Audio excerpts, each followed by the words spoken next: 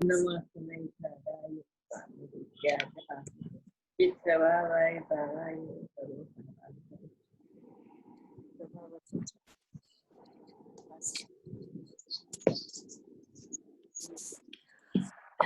બેન, આપણું જે રેકોર્ડિંગ છે ને, હું રેકોર્ડ કરું છું ને, એ બધું દર્શનના ફોન ઉપર હું મોકલાવું છું. એમ? હા, દર્શનના. હા, એટલે તમે કોઈને કાંઈ જો આમાં ઇન્ટરેસ્ટ હોય તો મોકલાવજો. હા, સારું થાય છે, એકદમ બરાબર થાય છે. યુટ્યુબ ઉપર હવે છે આ બેન, બધું યુટ્યુબ ઉપર સેવ કરી લીધું છે. બહુ ક્લિયર હોય છે. હા, એકદમ ક્લિયર છે. બરોબર સંભળાય છે અને અવાજ બી એકદમ બરાબર આવે છે. એકદમ sound quality is very good.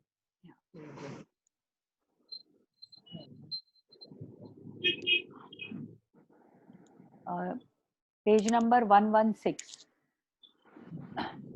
મળ સમૂહરૂપી અંધકારનો ધ્વંસ કરવામાં ચતુર. આહા, વિકલ્પનો નાશ કરે છે તે પણ ઉપચારનું કથન છે. જ્યારે સ્વભાવનું અવલંબન થાય છે ત્યારે વિકલ્પની ઉત્પત્તિ થતી નથી, તો તેણે નાશ કર્યો તેમ ઉપચારથી કહેવામાં આવે છે. નાશ કર્યો તે પણ ઉપચારનું કથન છે, પરંતુ કથનની પદ્ધતિ તો જે પ્રકારે આવતી હોય તે પ્રકારે આવે.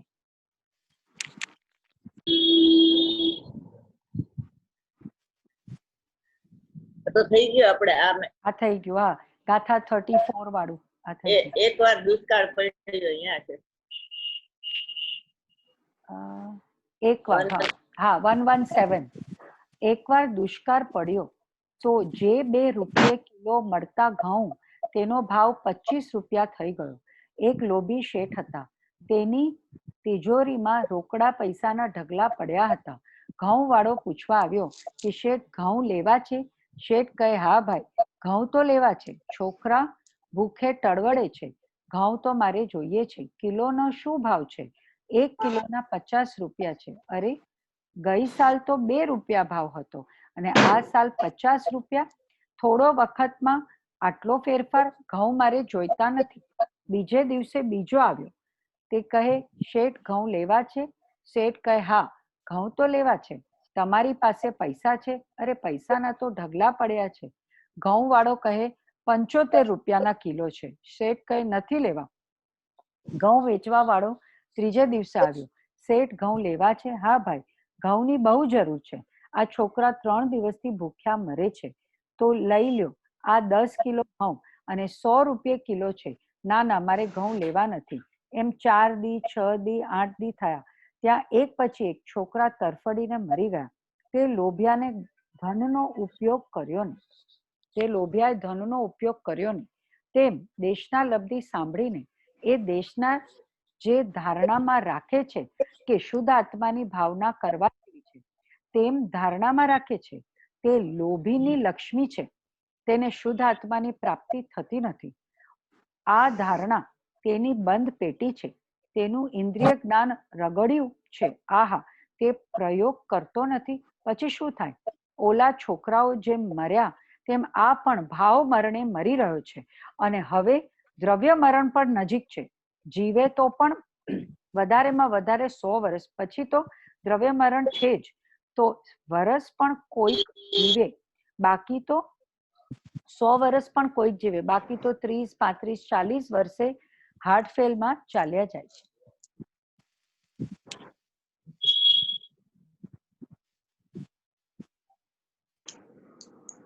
જે 415 ગાથામાં આવ્યું ને કે આખું સમયસાર ભણીને પછી શું કરવું, તત્વને અર્થને જાણીને પછી અર્થમાં ઠરવું, એમ બરોબર. અહીંયા તત્વ એટલે પર્યાય છે ને અર્થ એટલે ત્રિકાળી ધ્રુવ ભગવાન આત્મા છે. અહીંયા એવી રીતે અર્થ છે. જેમ તત્વાર્થદાન સમ્યક દર્શન છે ને, તો એમાં એવી રીતે 9 તત્વોમાં છુપાયેલી આત્મજ્યોતિ જોવી, એવી રીતે. નહીતર મોટા ભાગે ત્રિકાળી ધ્રુવ ભગવાન આત્માને તર્થ કે તત્વ કે અને પદાર્થ ને આખું અર્થ કે દ્રવ્ય ગુણ પર્યાય સહિત, પણ ત્યાં બીજી રીતે અર્થ કર્યો છે. એટલે જ્યાં જે અર્થ હોય એ પ્રમાણે લેવાનો. એટલે ઈ કે છે કે અંદર ઠરવાનું, જો ઠરે નહીં તો પછી આ ભણ્યું ઈ શું કામનું એમ. એટલે સમયસર ભણ્યો ઈ કોને કહેવાય? ભાવથી ભણ્યો કે જેને પરિણમી જાય સમયસર ને જોતા. આપણે ઓલી છોકરીનો દાખલો આપ્યો હતો ને કે ભાઈ રમતી હોય તો એને કે ટિફિન દઈ આવતો, કે હા દઈ આવું, હા દઈ આવું, પણ દેવા ન જાય, રેમાં કરે. એટલે સાંભળતી નથી તો કે સાંભળું. તો સાંભળું કોને કહેવાય? જે પરિણમન કરે એને સાંભળું કહેવાય. બરોબર? એ 415 ગાથા છે ને એ કાઢો. હા, એમાં ભણીને આ કરવાનું છે, સમયસર ભણીને. ધારણામાં નથી રાખવાનું એમ.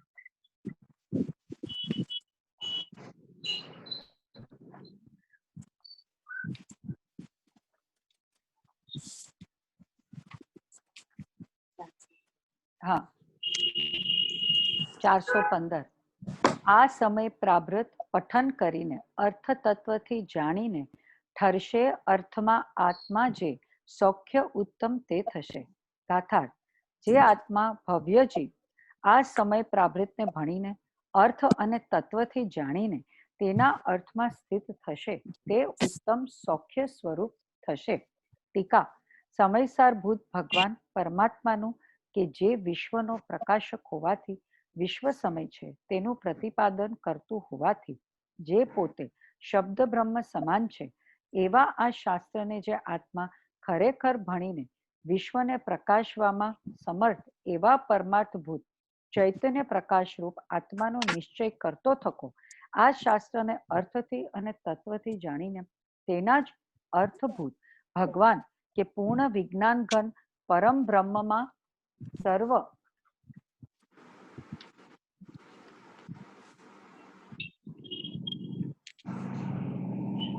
ઉદ્યમથી સ્થિત થશે એ આત્મા સાક્ષાત તત્ક્ષણ પ્રગટ થતા એક ચૈતન્ય રસથી ભરેલા સ્વભાવમાં સુસ્થિત અને નિરાકુળ આકુરતા વિનાનું હોવાને લીધે જે સૌખ્ય પરમાનંદ શબ્દથી વાચ્ય છે, ઉત્તમ છે અને અનાકુરતા લક્ષણ વાળું છે એવા સૌખ્ય સ્વરૂપ પોતે જ થઈ જશે. ભાવાર્થ આ શાસ્ત્રનું નામ સમય પ્રાભૃત છે. સમય એટલે પદાર્થ અથવા સમય એટલે આત્મા. તેનું કહેનારું આ શાસ્ત્ર છે. વળી આત્મા તો સમસ્ત પદાર્થોનો પ્રકાશક છે. આવા વિશ્વ પ્રકાશક આત્માને કહેતું હોવાથી આ સમય પ્રાભૃત શબ્દ બ્રહ્મ સમાન છે. કારણ કે જે સમસ્ત પદાર્થોનું કહેનારું હોય તેને શબ્દ બ્રહ્મ કહેવામાં આવે છે. દ્વાદશાંગ શાસ્ત્ર શબ્દ બ્રહ્મ છે અને સમય પ્રાભૃત શાસ્ત્ર પણ શબ્દ બ્રહ્મની ઉપમા છે. આ શબ્દ બ્રહ્મ અર્થાત સમય પ્રાભૃત શાસ્ત્ર પરબ્રહ્મને અર્થાત શુદ્ધ પરમાત્માને સાક્ષાત દેખાડે છે. જે આ શાસ્ત્રને ભણીને તેના યથાર્થ અર્થમાં ઠરશે તે પરબ્રહ્મને પામશે અને તેથી જેને પરમાનંદ કહેવામાં આવે છે એવા ઉત્તમ સ્વાત્મિક સ્વાધીન બાધારહિત અવિનાશી સુખને પામશે. માટે હે ભવ્ય જીવો, તમે પોતાના કલ્યાણને અર્થે આનો અભ્યાસ કરો, આનું શ્રવણ કરો, નિરંતર આનું જ સ્મરણ અને ધ્યાન રાખો કે જેથી અવિનાશી સુખની પ્રાપ્તિ થાય. આવો શ્રી ગુરુઓનો ઉપદેશ છે. જે અર્થમાં ઠરવાનું કીધું છે ને એ અર્થનું સ્વરૂપ આ શુદ્ધ ભાવ અધિકારમાં કીધું. બરોબર? એટલે આ શુદ્ધ ભાવ અધિકાર છે એ તમારું ખરું સ્વરૂપ છે અને જે પર્યાયનું સ્વરૂપ છે એ તો પલટતું સ્વરૂપ છે. એટલે એ તમારું સ્વરૂપ નથી. એટલે આમાં નિરંતર આમાં જે કીધું છે એની ભાવના નિરંતર રાખવાની. બરોબર?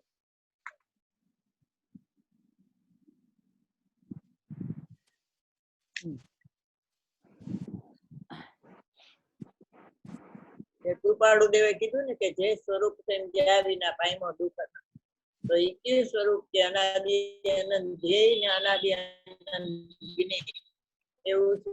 એટલે વિનયમાંથી ધ્યેય કાઢે એ જીન વચનમાં કુશળ છે. અનાદિ અનંત વિનયમાં તેને ધ્યેય કાઢ્યું ને એટલે 3 ગાથા સુધી એકત્વ નિશ્ચયગતની વાત કરી કુંડા. પછી એકત્વ વિભક્ત ભગવાન આત્માની વાત કરી. એટલે શું કે પ્રમાણમાંથી નિશ્ચય કાઢ્યો અને એ સમયસર ને હું કહેવાની પ્રતિજ્ઞા કરું છું એમ 5મી ગાથામાં કીધું ને પછી 6ઠી ગાથામાં એનો જવાબ આપ્યો. એટલે 6ઠી ગાથામાં સમયસરની શરૂઆત અને સમયસરની પૂર્ણાહુતિ બે છે. છઠ્ઠી ના લેખ જે કે છે ને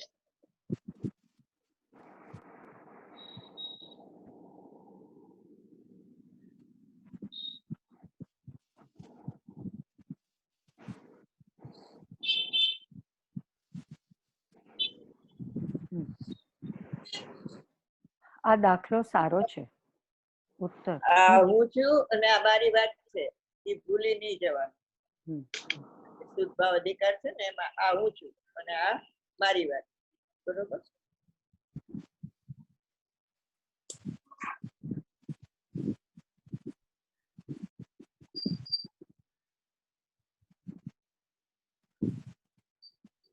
એનું ભાવ ભાષણ થવું જોઈએ.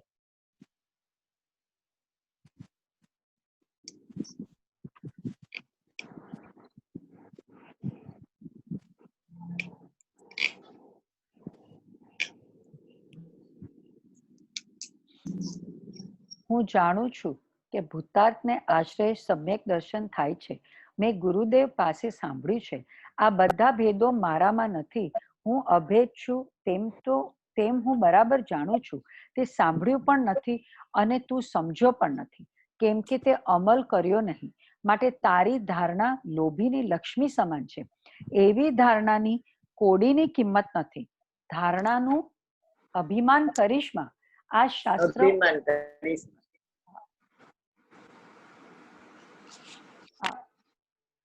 બેનનો અવાજ બરાબર ઉત્તર આવે છે અવસ્થામાં લખે. બધાને નથી આવતો ને બેન તમારો અવાજ કટ થાય છે. તમારો થાય છે અવાજ કટ. ના એટલે કાંઈ નથી. હવે બેન નો આવ્યો બરોબર. વચ્ચે વચ્ચે છે ને અમારે છે ને તમારો અવાજ આલો આમ લંબાઈ ને એવી રીતે વરસાદ કટ- છે અહીંયા વરસાદ ઓહ, પાછો કપાઈ ગયો, પાછો કપાઈ એટલે ગયો. વરસાદ પડે છે ને હા વરસાદ પડે છે. અચ્છા. એટલે નેટવર્કમાં પ્રોબ્લેમ છે. હા, થોડો. હા આ શાસ્ત્ર ઉત્તર અવસ્થામાં લખાયેલું છે ને શાસ્ત્રકાર પોતાની ભાવના કહે છે. હવે મને અપ્રતિબુદ્ધને સમજાવવાનો વિકલ્પ આવતો નથી. આ શાસ્ત્ર તેમની ઉત્તર અવસ્થામાં લખાયેલું છે એટલે આ વિદાય સંદેશો છે. સમયસર છે એ અપ્રતિબુદ્ધ ને પ્રતિબુદ્ધ થવા માટે લખાયું. જ્યારે આ શાસ્ત્ર પોતાની નિજ ભાવના માટે લખ્યું છે. છેલ્લી ગાથામાં આપણે વાંચ્યું હતું એને નિજ ભાવના માટે લખ્યું હતું. છેલ્લી ગાથામાં આવે એટલે એ પોતાની ભાવના કરે છે. પોતાની ભાવના શું કરે છે? શુદ્ધાત્મામાં કરવાની, એમાં એકાગ્ર થવાની. એટલે એ છઠ્ઠા સાતમે ગુણસ્થાને ઝૂલતા એ શુદ્ધાત્માની ભાવના કરે છે ને તો એમાં એને કોઈને સમજાવવાનો ભાવ આવતો નથી. એટલે સમજવું અને સમજાવવું બે પાગલપણું છે. તો એ કયું પાગલપણું? ચારિત્ર દશાનું. બરોબર, ચારિત્ર દશાનું પાગલપણું છે. અને એમાં ચારિત્ર મોહનીય કર્મ નિમિત્ત થાય છે અને જે અજ્ઞાનીને છે ને એ દર્શન મોહની કર્મ એમાં નિમિત્ત થાય છે. એના માટે સૂત્રનું 32મું સૂત્ર છે. એમાં અજ્ઞાનીના પાગલપણાની વાત છે. આ જ્ઞાનીના પાગલપણાની વાત. સૂત્ર 32મો અધ્યાય 1. હા, અધ્યાય 1 એ તમે વાંચી લેજો. બરોબર. એમાં અજ્ઞાનીનું પાગલપણું કેવું હોય છે એ બતાવે.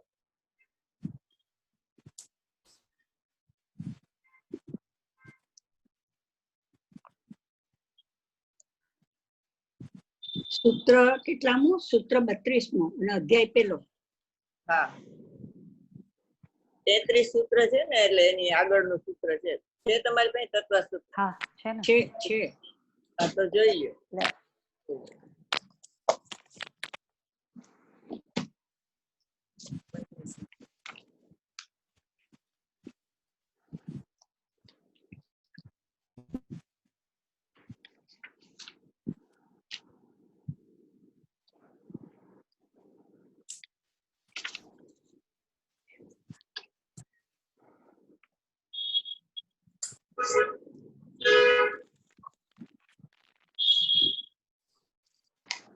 તો 33 છે જ નહીં પેલા.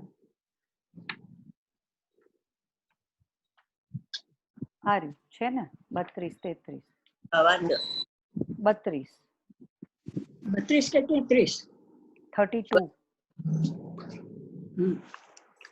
સદ સતોર વિશેષાદ્ય છલોપ લબ્ધેરુ મંતવત. પોતાની ઈચ્છા દ્વારા જેમ તેમ ગ્રહણ કરવાને કારણે વિદ્યમાન અને અવિદ્યમાન પદાર્થોનું ભેદરૂપ જ્ઞાન યથાર્થ વિવેક ન હોવાને કારણે પાગલ પુરુષોના જ્ઞાનની માફક મિથ્યા દ્રષ્ટિનું જ્ઞાન વિપરીત અર્થાત મિથ્યા જ્ઞાન જ હોય છે. ટીકા. આ સૂત્ર ઘણું ઉપયોગી છે.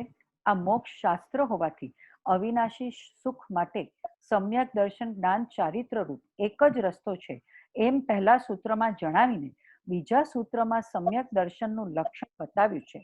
જેની શ્રદ્ધા વડે સમ્યક દર્શન થાય તે 7 તત્વો ચોથા સૂત્રમાં જણાવ્યા છે. તત્વોને જાણવા માટે પ્રમાણ અને નયના જ્ઞાનની જરૂરિયાત છે એમ છઠ્ઠા સૂત્રમાં કહ્યું. 5 જ્ઞાનો સમ્યક હોવાથી તે પ્રમાણે છે એમ સૂત્ર 9-10માં જણાવ્યું અને 5 સમ્યક જ્ઞાનો સ્વરૂપ સૂત્ર 11 થી 30 સુધીમાં બતાવ્યું.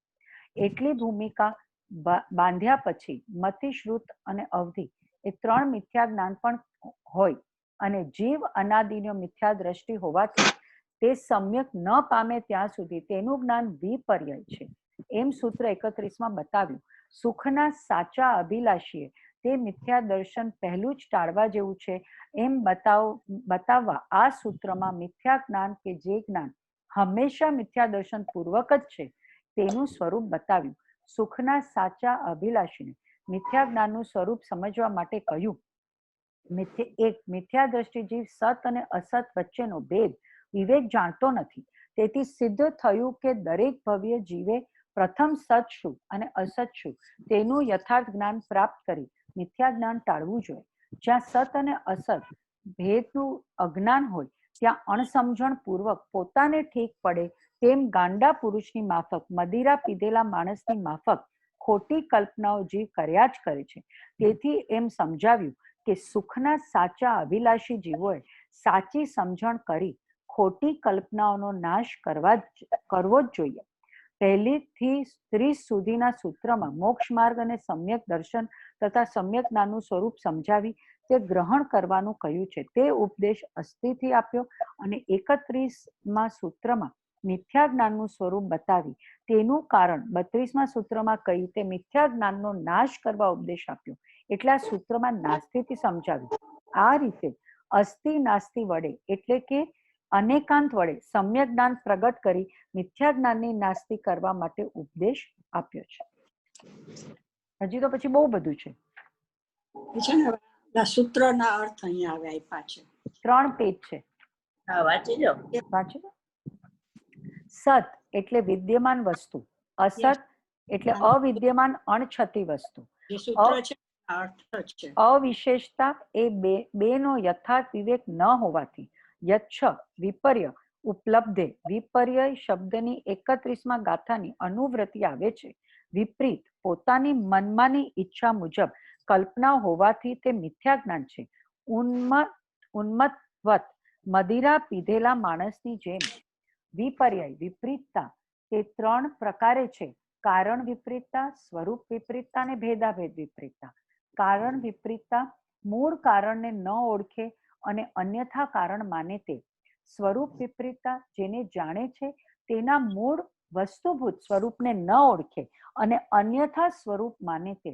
ભેદાભેદ વિપરીતતા જેને તે જાણે છે તેને એ એનાથી ભિન્ન છે અને એ એનાથી અભિન્ન છે એમ યથાર્થ ન ઓળખતા અન્યથા ભિન્ન અભિન્નપણું માને તે ભેદાભેદ વિપરીતતા છે. આ 3 વિપરીતતા ટાળવાનો ઉપાય સાચા ધર્મની તો એવી પરિપાટી છે કે પહેલા જીવ સમ્યક્ત્વ પ્રકટ કરે પછી વ્રત રૂપ શુભ ભાવ હોય. હવે સમ્યક્ત્વ તો સ્વ અને પરનું શ્રદ્ધાન થતા થાય છે તથા તે શ્રદ્ધાન દ્રવ્યાનુયોગ અધ્યાત્મ શાસ્ત્રોનો અભ્યાસ કરવાથી થાય છે. માટે પહેલા જીવે દ્રવ્યાનુયોગ અનુસાર શ્રદ્ધા કરી સમ્યક દ્રષ્ટિ થવું અને ત્યાર પછી પોતે ચરણાનુયોગ અનુસાર સાચા વ્રત આદિ ધારણ કરી વ્રતી થવું. એ પ્રમાણે મુખ્યપણે તો નીચલી દશામાં જ દ્રવ્યાનુયોગ કાર્યકારી છે. યથાર્થ અભ્યાસને પરિણામે વિપરીતતા ટાળતા નીચે મુજબ યથાર્થપણે માને છે. પહેલું, એક દ્રવ્ય તેના ગુણ કે પર્યાય બીજા દ્રવ્ય તેના ગુણ કે પર્યાય કાંઈ પણ કરી શકતા નથી. પર્યાયમાં દરેક દ્રવ્ય પોતપોતાના કારણે પોતાનો પર્યાય ધારણ કરે છે. વિકારી અવસ્થા વખતે પરદ્રવ્ય નિમિત્તરૂપ એટલે કે હાજર હોય ખરું, પણ તે કોઈ બીજા દ્રવ્યમાં વિક્રિયા કંઈ પણ કરી શકતું નથી. દરેક દ્રવ્યમાં અગુરુ લઘુત્વ નામનો ગુણ છે, તેથી તે દ્રવ્ય બીજારૂપ થતું નથી. એક ગુણ બીજારૂપ થતો નથી અને એક પર્યાય બીજારૂપ થતી નથી. એક દ્રવ્યના ગુણ કે પર્યાય તે દ્રવ્યથી છૂટા પડી શકતા નથી. હવે તે પ્રમાણે પોતાના ક્ષેત્રથી છૂટા પડે નહીં અને પરદ્રવ્યમાં જાય નહીં તો પછી તેને શું કરી શકે? કાંઈ જ ન કરી શકે. એક દ્રવ્ય ગુણ કે પર્યાય બીજા દ્રવ્યના પર્યાયમાં કારણ થાય નહીં, તેમ તે બીજાનું કાર્ય થાય નહીં. એવી અકારણ કાર્યત્વ શક્તિ દરેક દ્રવ્યમાં રહેલી છે. આ રીતે સમજતા કારણ વિપરીતતા ટળે છે. દરેક દ્રવ્ય સ્વતંત્ર છે. જીવ દ્રવ્ય ચેતના ગુણ સ્વરૂપ છે. ઉદ્ગલ દ્રવ્ય સ્પર્શ, રસ, ગંધ અને વર્ણ સ્વરૂપ છે. જીવ પોતે હું પરનું કરી શકું, પર મારું કરી શકે અને શુભ વિકલ્પથી લાભ થાય એવી ઊંધી પકડ કરે ત્યાં સુધી તેના અજ્ઞાનરૂપ પર્યાય થાય છે. જીવ યથાર્થ સમજે એટલે કે સત સમજે ત્યારે સાચી માન્યતા પૂર્વક તેને સાચું જ્ઞાન થાય છે. તેના પરિણામે ક્રમે ક્રમે શુદ્ધતા વધી સંપૂર્ણ વિતરાગતા પ્રગટે છે. બીજા ચારેય દ્રવ્યો ધર્માસ્તિકાય, અધર્માસ્તિકાય, આકાશ ને કાળ અરૂપી છે. તેને કદી અશુદ્ધ અવસ્થા હોતી નથી. આ પ્રમાણે સમજતા સ્વરૂપ વિપરીતતા ટળે છે. ત્રીજું, પરદ્રવ્યો જળ કર્મ અને શરીરથી જીવ અને શરીરથી પરદ્રવ્ય જળ કર્મ અને શરીરથી જીવ ત્રણેય કાળે ભિન્ન છે. એક ક્ષેત્ર આવગા સંબંધે રહે ત્યારે પણ જીવ સાથે એક થઈ શકતા નથી. એક દ્રવ્યના દ્રવ્ય ક્ષેત્ર કાળ ભાવ બીજા દ્રવ્યમાં નાસ્તિ રૂપે છે, કેમ કે બીજા દ્રવ્યથી તે દ્રવ્ય ચારે પ્રકારે ભિન્ન છે. દરેક દ્રવ્ય પોતે પોતાના ગુણથી અભિન્ન છે, કેમ કે તેનાથી કદી તે દ્રવ્ય જુદું થઈ શકતું નથી. આ પ્રમાણે સમજતા ભેદાભેદ વિપરીતતા ટળે છે. સત એટલે ત્રિકાળ ટકનાર, સત્યાર્થ, પરમાર્થ, ભૂતાર્થ, નિશ્ચય, શુદ્ધ એ બધા એકાર્થ વાચક શબ્દો છે. જીવનો જ્ઞાયક ભાવ ત્રિકાળી અખંડ છે, તેથી તે સત્યાર્થ, પરમાર્થ, ભૂતાર્થ, નિશ્ચય અને શુદ્ધ છે. આ દ્રષ્ટિને દ્રવ્ય દ્રષ્ટિ, વસ્તુ દ્રષ્ટિ, શિવ દ્રષ્ટિ, તત્વ દ્રષ્ટિ, કલ્યાણકારી દ્રષ્ટિ પણ કહેવામાં આવે છે. અસત એટલે ક્ષણિક, અભૂતાર્થ, અપરમાર્થ, વ્યવહાર, ભેદ, પર્યાય, ભંગ, અવિદ્યમાન જીવમાં થતો વિકાર ભાવ અસત છે, કેમ કે તે ક્ષણિક છે અને ટાળી શકાય છે. જીવ અનાદિથી આ અસત વિકારી ભાવ ઉપર દ્રષ્ટિ રાખી રહ્યો છે, તેથી તેને પર્યાય બુદ્ધિ, વ્યવહાર વિમૂઢ, અજ્ઞાની, મિથ્યા દ્રષ્ટિ, મોહી અને મૂઢ પણ કહેવામાં આવે છે. અજ્ઞાની આ અસત ક્ષણિક ભાવને પોતાનો માની રહ્યો છે, એટલે કે તે અસતને સત માની રહ્યો છે.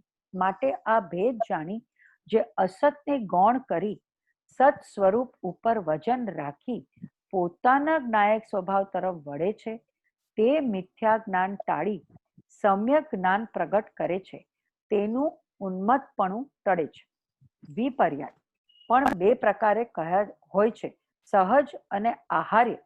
સહજ જે પોતાની ભૂલથી એટલે કે પરોપદેશ વિના વિપરીતતા ઉત્પન્ન થાય છે તે, અને આહાર્ય પરના ઉપદેશથી ગ્રહેલ વિપરીતતા. આ શ્રોત્રેન્દ્રિય દ્વારા થતા કુમતિ જ્ઞાનપૂર્વક ગ્રહણ કરેલ કુશુદ્ધ જ્ઞાન છે. શંકા, દયા ધર્મના જાણવા વાળા જીવોને ભલે આત્માની ઓળખાણ ન હોય તો પણ દયા ધર્મની શ્રદ્ધા હોય છે, તો પછી તેના જ્ઞાનને અજ્ઞાન, મિથ્યા જ્ઞાન કેમ મનાય?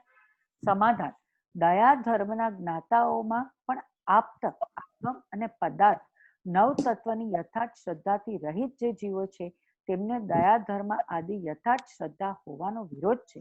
તેથી તેમનું જ્ઞાન અજ્ઞાન જ છે. જ્ઞાનનું કાર્ય જે હોવું જોઈએ તે ન હોય ત્યાં જ્ઞાનને અજ્ઞાન ગુણવાળો લોકમાં પણ પ્રસિદ્ધ છે. કેમ કે પુત્રનું કાર્ય નહીં કરનાર એવા પુત્રને પણ લોકમાં કુપુત્ર કહેવાનો વ્યવહાર જોવામાં આવે છે. તો જ્ઞાનનું કાર્ય શું છે? સમાધાન: જાણેલા પદાર્થની શ્રદ્ધા કરવી તે જ્ઞાનનું કાર્ય છે. એ પ્રકારનું જ્ઞાનનું કાર્ય મિથ્યા દ્રષ્ટિ જીવમાં થતું નથી, તેથી તેના જ્ઞાનને અજ્ઞાન કહ્યું છે. શ્રી ધવલા પુસ્તક 5 પાનું 224 લખ્યું. વિપર્યાયમાં સંશય અને અધ્યવસાય સમાઈ જાય છે એમ સૂત્ર 31 ની ટીકામાં કહ્યું છે. Very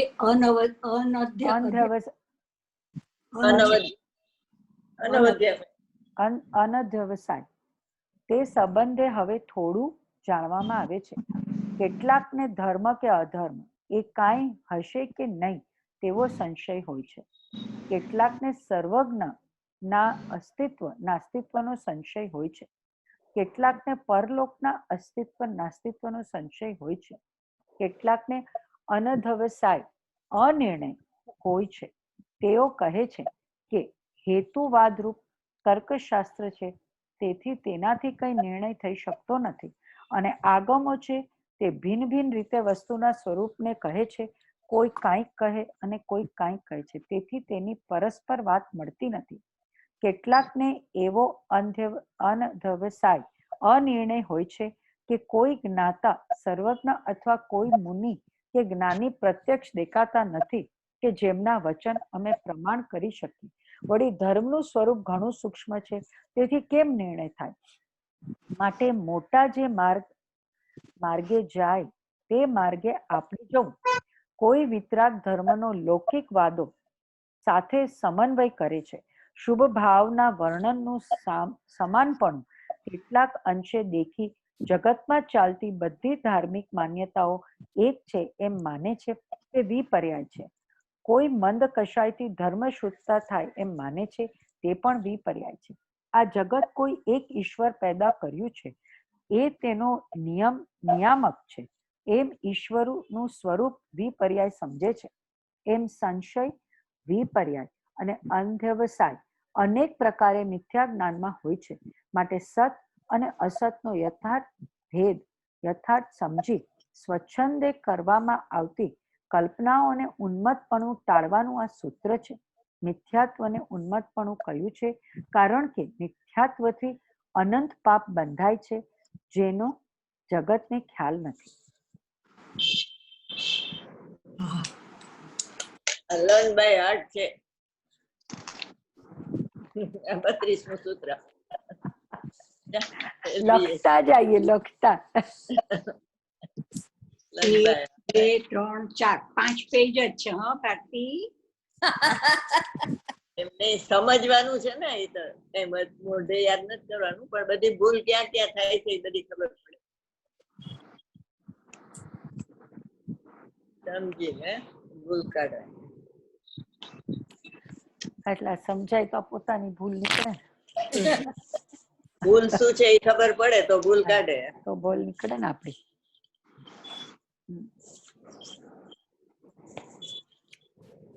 હવે વિદાય સંદેશો એટલે શું? સંસારમાંથી વિદાય થવાનો આમાં સંદેશો આપેલો છે. હું એક શુદ્ધ આત્મા જ છું. આ જગતમાં બીજી કોઈ ચીજ મારી નથી. અરે આ પરિણામ મારા નથી, તેથી તે પરિણામ પ્રત્યે હું મોહ અને મમતા છોડી દઉં છું, કેમ કે તે મારે માટે પરદ્રવ્ય છે. એ મારે માટે પરદ્રવ્ય છે, પરંતુ સ્વદ્રવ્ય નથી. તેથી હવે હું તેની ભાવના ભાવતો નથી. હું તો એક અખંડ આત્માની ભાવના ભાવું છું. એ અખંડ આત્માની ભાવના ભાવતા તેને સમ્યક દર્શન પ્રગટ થાય ને થાય જ છે. એવા પ્રકારનો ઉપદેશ ભગવાન મહાવીરની વાણીમાં આવ્યો છે. સમ્યક દર્શનની ભાવના ન હોય, સમ્યક દર્શન નો ભાવ હોય, ભાવના એના વિષયની હોય. અખંડ એક આત્માની ભાવના, એમાં એકાગ્ર થવાય તો સમ્યક દર્શન થાય. જરા ફરીથી કયો તો બેન, શું કીધું? સમ્યક દર્શનની ભાવના ન હોય, બરોબર. સમ્યક દર્શન પર્યાય છે. સમ્યક દર્શન ભાવ, એનો ભાવ આવે પણ ભાવના નું હોય. અને ભાવના કોની હોય કે કાળી ધ્રુવ ભગવાન આત્માની, હું એક અખંડ આત્મા છું, એમાં એકાગ્ર થવાનું. એમાં એકાગ્ર થાય તો અહીંયાથી સમ્યક દર્શન પ્રગટ થાય. શુદ્ધિની પ્રગટતા, શુદ્ધિની વૃદ્ધિ, શુદ્ધિની પૂર્ણતા બધું એમાં જ છે. આખા પરિણામ ઉપરથી બધા પોતાનું ધર્મનું નક્કી કરે કે કસાયની તીવ્રતા હતી તો કે પેલા બહુ હતી, હવે અમારે ઓછી થઈ ગઈ, તો કઈક સારું કર્યું એવું લાગે છે. પણ એ કસાયની મનતા કે તીવ્ર બે મોક્ષ માર્ગમાં એને સ્થાન નથી. એનો અભાવ છે ને એને સ્થાન, અને એ અભાવ ત્રિકડીના લક્ષ્ય થાય, કારણ કે એમાં પુણ્ય પાપ નથી, તો એને જોતા પુણ્ય પાપનો અભાવ થાય.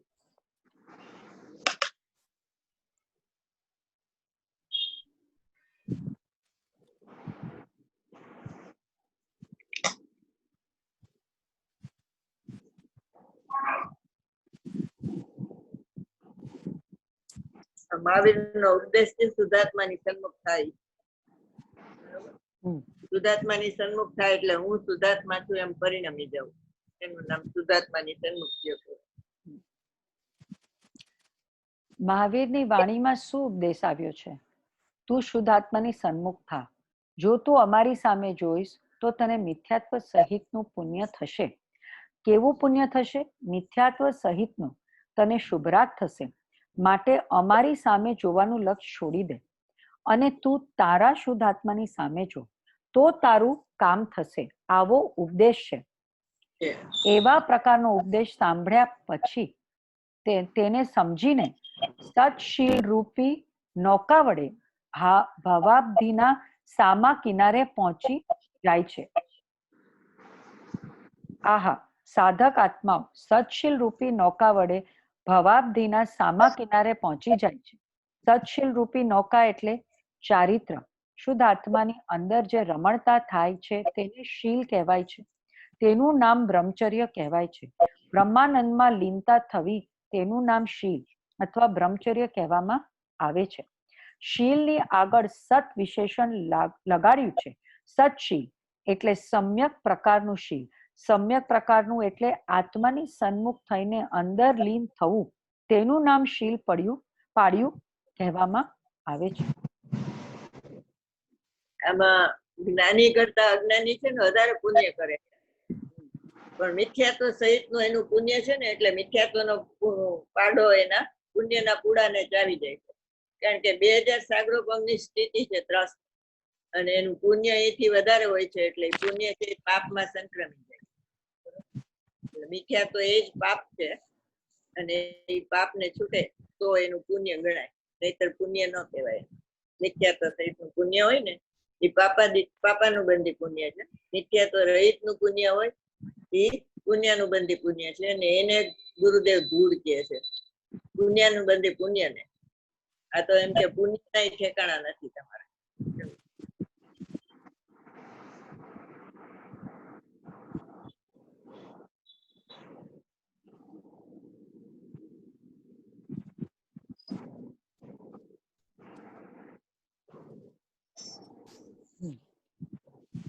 બ્રહ્મ એટલે શું કે આત્મા જ્ઞાન ને આનંદ સ્વરૂપ છે, તેમાં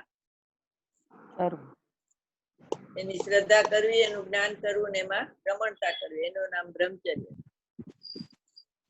સતશીલ એટલે આત્માની સન્મુખ થઈને પરિણમી જવું. શીલ નરકમાં પણ શીલ હોય છે, એમ અષ્ટપાઉડમાં શીલ પાઉડ નામની છે અધિકાર એમાં આવે છે કે નરકમાં પણ શીલ હોય છે. એટલે શીલ એટલે આત્માનો અનુભવ ત્યાં થઈ શકે.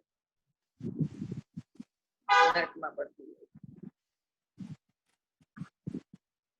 પદ્મનંદી પંચવિંશતિમાં એ છે કે જુવાનિયાઓ અમે તમને બ્રહ્મચર્યનો ઉપદેશ આપી, તમને ન ગમે તો અમને માફ કરજો, એમ માફી માંગે છે. અમારી પાસે બીજું કઈ છે નહીં કહેવા માટે.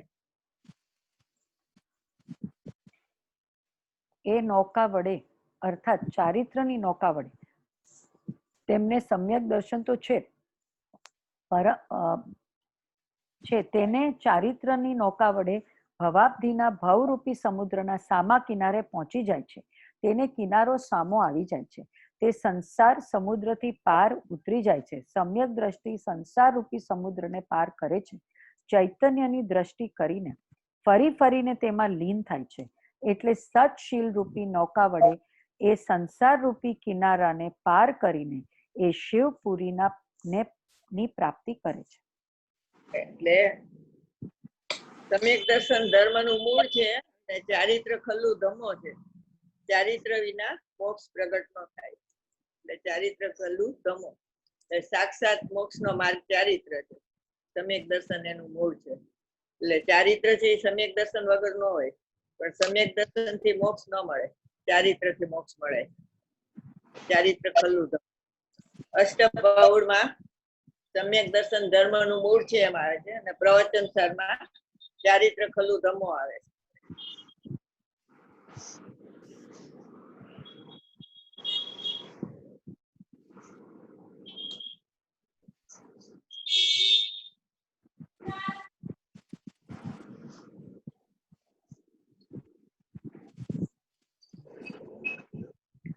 ગાથા દર્શન બાહુળમાં આવે છે, અને શું આ સાતમી ગાથા છે પ્રવચન. ચારિત્ર ખલ્લું ધમો. હા, સાતમી ગાથા. પ્રવચન સારની. હા, તમે કરી ગયા ને બેન? મેં તો હમણાં પ્રૂફ રીડિંગ ચાલે છે. હા, કારણ કે હવે ઓલા પ્રિન્ટરે આપ્યું છે, તો એ પ્રિન્ટર આપ્યું, હવે એને પાછું જોવું તો પડે ને. હવે એમાં એવું છે કે મેં આપ્યું, પછી રાજુએ કરેક્ટ કર્યું, પછી પંડિતજી પાસે ગયું, એને તો કેટલા આમથી આમ ફેરફાર કર્યા કે ઇંગ્લિશ જ કઈ જુદું થઈ ગયું પાછું. એટલે હવે એમાં અમુક જગ્યાએ હવે કઈક છૂટી ગયું હોય, એટલે ઈ પાછું નાખવું પડે. હમણાં ઈ ચાલે છે. કેટલું થયું? 80 પાના થયા.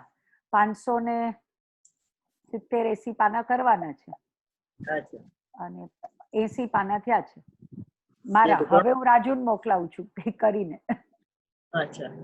મારા થાય એટલે એ રાજુને મોકલાવું છું, એટલે પછી પ્રિન્ટરને આગળ આપતો જાય. એટલે જો આ તો પંચવર્ષીય યોજના નહીં, 2 પંચવર્ષીય યોજના થઈ ગઈ. ઓલરેડી 2 પંચવર્ષીય થઈ ગઈ. ક્યાંથી ચાલુ કર્યું ભેરવી? 8 વર્ષ તો થઈ ગયા એમ રાજુ. કહું તો છું 7 વર્ષથી થઈ ગયું.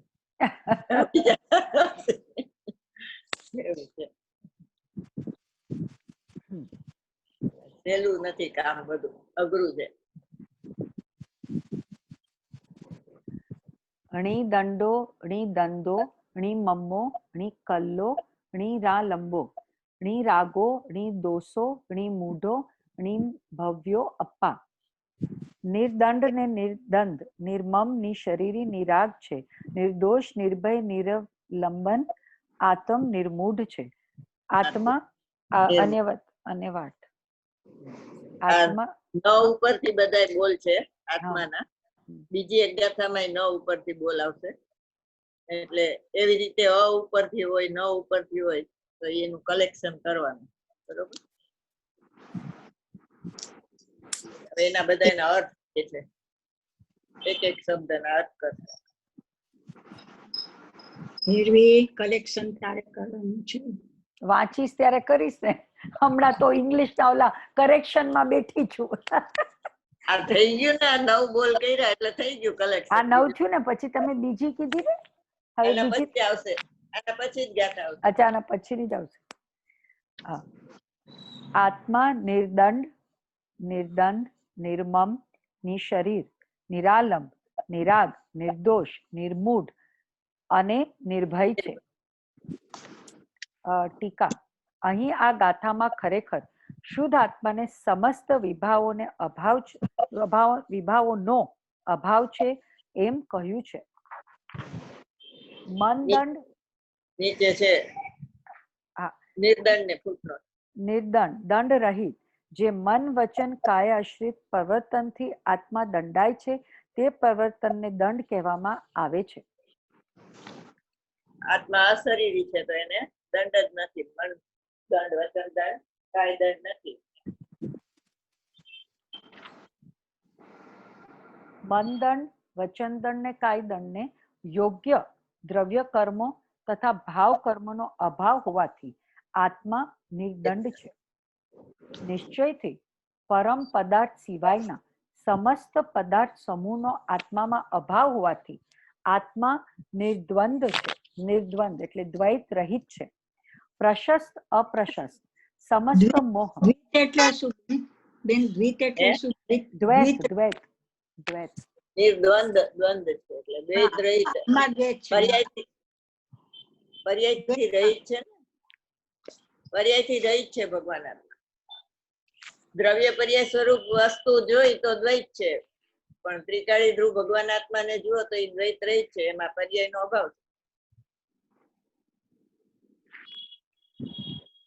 પ્રશસ્ત અભાવ છે એમાં. પ્રશસ્ત અપ્રશસ્ત સમસ્ત મોહ રાગ દ્વેષનો અભાવ હોવાથી આત્મા નિર્મમ મમતા રહિત છે. નિશ્ચયથી ઔદારિક, વૈક્રિક, આહારક, તેજસ અને કાર્મણ નામના 5 શરીરના સમૂહનો અભાવ હોવાથી આત્મા નિશરીર છે. નિશ્ચયથી પરમાત્માને પરદ્રવ્યનું અવલંબન નહીં હોવાથી આત્મા નિરાલંબ છે. મિથ્યાત્વ, વેદ, રાગ, દ્વેષ, હાસ્ય, રતિ, અરતિ, શોક, ભય, જુગુપ્સા, ક્રોધ, માન, માયા અને લોભ નામના 14 આભ્યંતર પરિગ્રહનો અભાવ હોવાથી આત્મા નિરાગ છે. નિશ્ચયથી સમસ્ત પાપ મળ કલંક રૂપી કાદવને ધોઈ નાખવામાં સમર્થ સહજ પરમ વિતરાગ સુખ સમુદ્રમાં મગ્ન ડૂબેલી લીન પ્રગટ સહજાવસ્થા રૂપ જે સહજ જ્ઞાન શરીર તેના વડે પવિત્ર હોવાને લીધે આત્મા નિર્દોષ છે.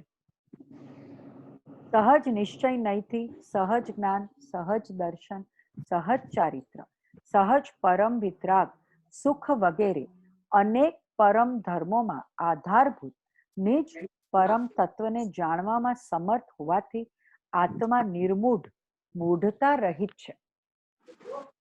અથવા સાદી અનંત અમૂર્ત અતિન્દ્રિય સ્વભાવ વાળા શુદ્ધ સદ્ભૂત વ્યવહાર નયથી 3 કાળના અને 3 લોકના સ્થાવર જંગમ સ્વરૂપ સમસ્ત દ્રવ્ય ગુણ પર્યાયોને એક સમયે જાણવામાં સમર્થ સકળ વિમળ સર્વથા નિર્મળ કેવળ જ્ઞાન રૂપે અવસ્થિત થવાથી આત્મા નિર્મૂઢ છે. સમસ્ત પાપ રૂપી શૂરવીર શત્રુઓની સેના જેમાં પ્રવેશી શકતી નથી એવા નિજ શુદ્ધ અંત તત્વરૂપ મહાદુર્ગમાં કિલ્લામાં વસતો હોવાથી આત્મા નિર્ભય છે. એવો આ આત્મા ખરેખર ઉપાદેય છે. 9 બોલે આત્માનું વર્ણન કર્યું કે કેવી રીતે નિર્ઘુંટમાં 2 બોલાય. આમાં મૂળ શાસ્ત્રમાં પણ છે ને, ત્યાં ટીકા શબ્દ આ જ ટીકા છે મૂળ શાસ્ત્રમાં. હા, એ તો હોય જ ને, મૂળમાંથી જ લીધું છે. એકદમ એક્ઝેક્ટ આ જ શબ્દ છે. એ કોઈ શબ્દ પણ આ તો મૂળ શાસ્ત્રની તો છે. આમાંથી મૂળમાંથી તો લીધું હોય એટલે એ જોઈ. ના એટલે આ ટીકા ઈ એકદમ એક્ઝેક્ટલી છે. હા, સમજી ગઈ. હા, વાંચો હવે પ્રવચન. આહા, વારંવાર આ ભેદોની વાત કેમ કરે છે? જે આ ભેદો દેખાય છે પર્યાયમાં તેના અનાદિકાળથી આત્માએ કેવી આત્મબુદ્ધિ કરી છે. એક સમય માત્ર પણ ભેદનું લક્ષ્ય છોડીને તેણે અભેદનું લક્ષ્ય કર્યું નથી.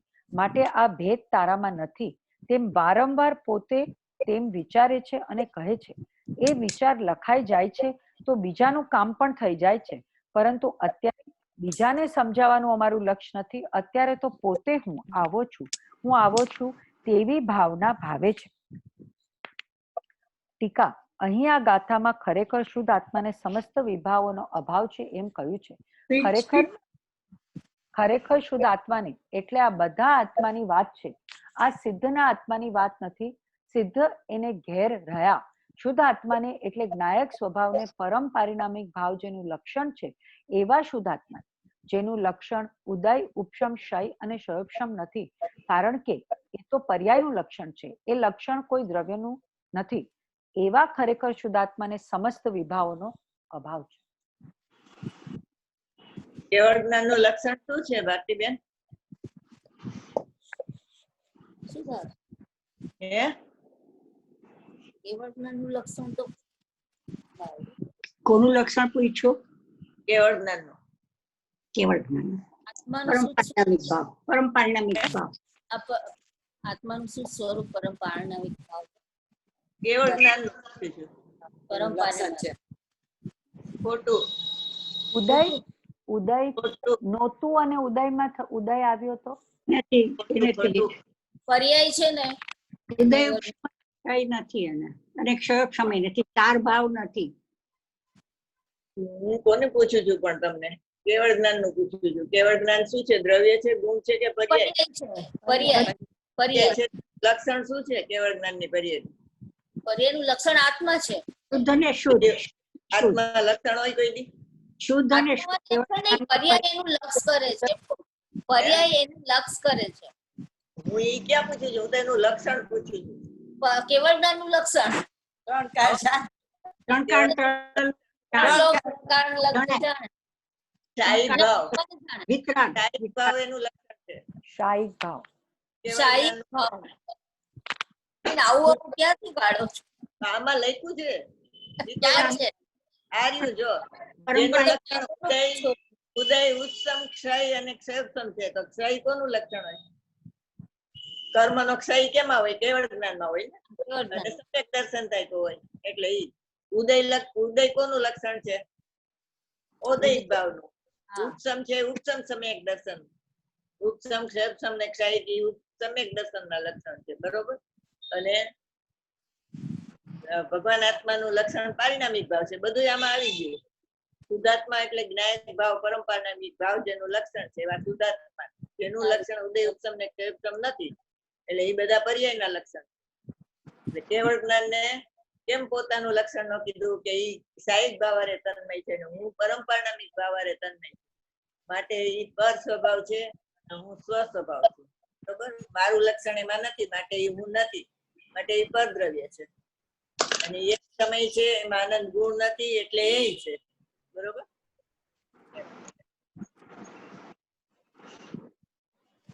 આમાં લખ્યું છે ઈ જ મેં પૂછ્યું તમને બેન. માટે તો પરમ પારિણામિક ભાવ કીધું તો ના પાડો છો. પણ ઈ તો દ્રવ્ય તો છે ને કેવળ એ તો ત્રિકાળીનું છે. કેવળ જ્ઞાન પર્યાય છે, તો પર્યાયનું લક્ષણ શું આવે? જે પૂછ્યું હોય એ જવાબ દેવાય કે આડો અવડો? આડોવડો નહીં, પણ આમાં અમે તો કેવળ જ્ઞાન બોલીએ ને તો કેવળ જ્ઞાન મળે નહીં પછી. એવું છે. ચાલો. આ બધા પ્રકારના જે વિભાવો છે તેને વિસ્તારથી કહેવામાં આવે છે. તેનો શુદ્ધ આત્મામાં ત્રણેય કાળ અભાવ છે. અભાવ થાય છે એમ નહીં, પરંતુ અત્યારે અભાવ છે. નિગોદનો જીવ પણ આવો છે. નિગોદના જીવની જ્ઞાન શક્તિ, વીર્ય શક્તિ બીડાઈ ગઈ છે, તેથી તે શુદ્ધ આત્માની ભાવના કરી શકતો નથી. પર્યાયની યોગ્યતા બીડાઈ ગઈ છે. એક સમયની જે પર્યાય છે નિગોદના જીવની, તેની યોગ્યતા બીડાઈ ગઈ છે. એટલે એકેન્દ્રિય, બે ઇન્દ્રિય, ત્રણેન્દ્રિય, ચૌરેન્દ્રિય અને અસંગની પંચેન્દ્રિય તેને સમ્યક દર્શન થવાની યોગ્યતા તેની પર્યાયમાં અત્યારે પ્રગટ નથી. જાણનારો જણાય છે ને ખરેખર પર જણાતું નથી. એમાં કેવળ જ્ઞાન ઉગડે છે અને પર જણાય છે ને એમાં જ્ઞાન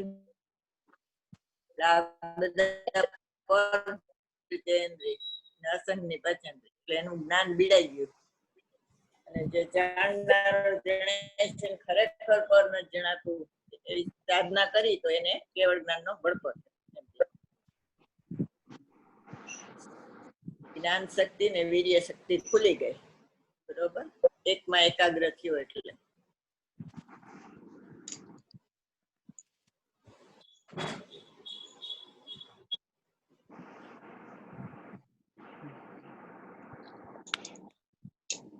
જેની સંગની પંચેન્દ્રિયપણું પ્રગટ થયું કે એવો આત્મા મારામાં સમસ્ત વિભાવોનો અભાવ છે તેમ વિચારીને નિર્ણય કરી શકે છે, પછી એ નિર્ણયનો વિકલ્પ છૂટીને નિશ્ચયનો પક્ષ છૂટીને શુદ્ધાત્માનો અનુભવ થઈ શકે છે. પરંતુ જેને વ્યવહારનો ભેદનો પક્ષ હશે તેને આ સમજાશે નહીં.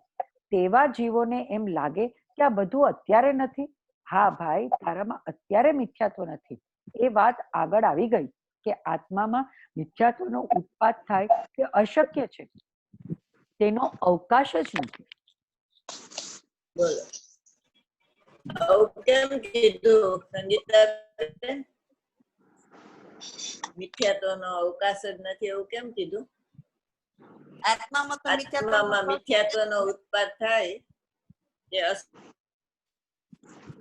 અવાજ કપાય બે બેન જ વયા ગયા હવે આમાં.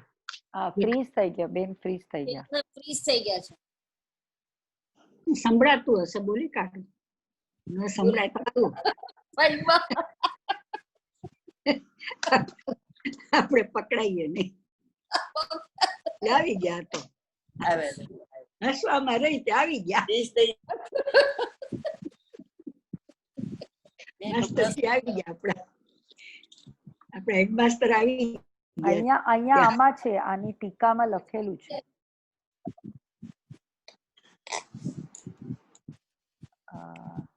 બેન ફ્રીઝ થઈ ગયા છે ભેરવી પાછળ. હા, પણ એ તો એમના નેટવર્ક નો પ્રોબ્લેમ છે મમ્મી. શું સવાલ શું પૂછ્યો? મેં સાંભળ્યું નહોતું. મિથ્યાત્વનું પૂછ્યું. જો ખાલી મિથ્યા, કારણ કે આત્મા તો ત્રિકાળ શુદ્ધ જ છે. અહીંયા જે છેલ્લી લાઈન વાંચીને એના કનેક્શનમાં કે આ મિથ્યાત્વનો ઉત્પાદ અશક્ય છે, એ કેમ? વાય? આત્મા તો ત્રિકાળી શુદ્ધ જ છે, એટલે જે મિથ્યાત્વ થાય છે પર્યાયમાં થાય છે. મિથ્યાત્વ છે તો પર્યાય છે, આત્માનો ગુણ કે અવગુણ કઈ છે જ નહીં. આ જે ટીકા છે ને એમાં લખ્યું છે કે આત્મા નિરાગ છે. નિરાગ છે માટે એમાં મિથ્યાત્વની ઉત્પત્તિ અશક્ય છે, કારણ કે આ બધું લખ્યું છે ને. શુદ્ધ છે, ત્રિકાળી શુદ્ધ છે. મમ્મી, આપણે બેનનું સિસ્ટમ ફોલો કરવાની કે જે હોય એને વાંચવાનું. આપણે આપણી નહીં, પોતાની સિસ્ટમ કરવાની. આમાં લખ્યું છે ને અહીંયા વચ્ચે કે મિથ્યાત્વ વેદ, રાગ, દ્વેષ, રતિ, અરતિ, શોક, ભય, જુગુપ્સા, ક્રોધ, માન, માયા, લોભ નામના 14 આભ્યંતર પરિગ્રહનો અભાવ હોવાથી આત્મા નિરાગ છે. તો મિથ્યાત્વ નથી, આત્મા નિરાગ છે, એટલે એમાં મિથ્યાત્વ થવો અશક્ય છે. હવે આપણે ડિસ્કશન કરી લીધું ને બેન રહી ગયા છે.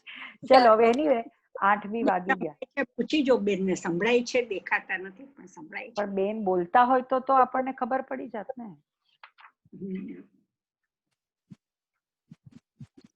ચાલો હવે આપણે સંપૂર્ણ કરી દઈએ. જય જિનેન્દ્ર બધાયને. બેન તમને સંભળાય તો તમને જય જિનેન્દ્ર. કાલ મળશું પાછા. હા, ચાલો બાય. તું ભારતીને કીધું કે બોલી લે તો બોલી નહીં.